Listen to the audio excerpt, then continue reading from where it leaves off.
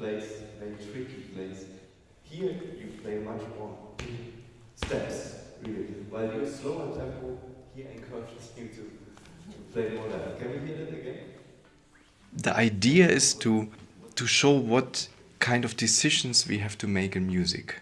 We have the music in front of us, the written paper with lots of black dots on it and some descriptions like a tempo marking or a dynamic or whatever it is, some phrasings and movement ideas, but there's still a lot of freedom. And the question is what happens in the rehearsal room. And the way to show this and to discuss this is that two quartets in this case this morning played the same movement back to back, and we passed the question to the audience, what do you hear, what's the difference? And we took out some places and we played them again back to back, and the musicians also among themselves had some discussion about decisions they have to make and freedom we have in order to play a piece of music.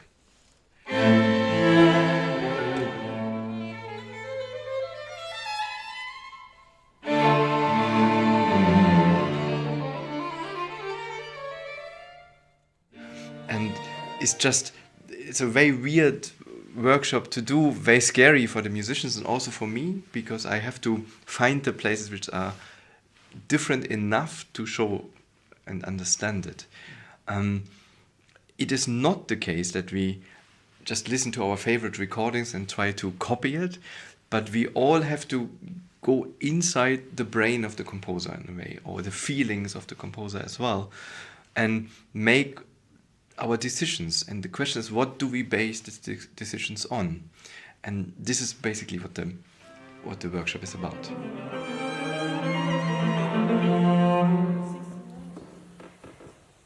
It was a little bit nerve-wracking because it's a professional quartet what we're playing next to, and we're quite new in playing together.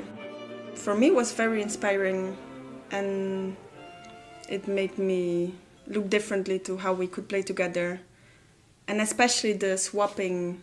Yeah, that was great when we swapped places, trying to play with some other people. First it was like focus, really hard focusing, but then as soon as we started playing it was just amazing. I think it was fantastic to play with those. Not that you weren't great, you and Anna, but it was something different. And you got a different energy, a different approach to it. It was very inspiring, I think.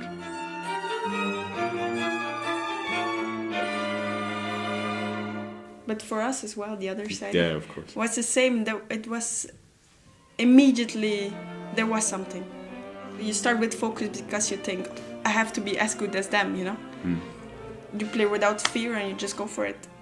And then, of course, you reflect and you think, why don't we do that all the time and give each other as much energy as we get from them?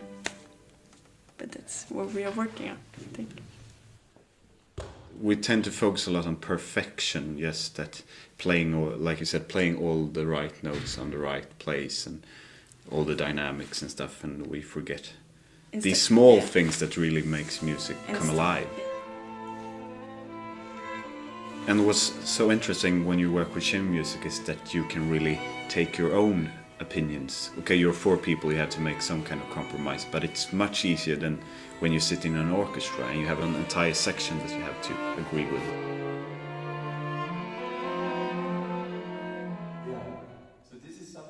What I try to point out is not only listening to the different sound-wise, but also looking a little bit into the structure of the piece. For example, how many bars belong together in the phrase?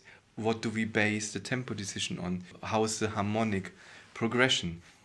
I think if I could encourage to do these discussions, to have these discussions, then it's already very good. This is not a workshop where we have a result at the end. I think it's a learning process, a thinking process for everybody.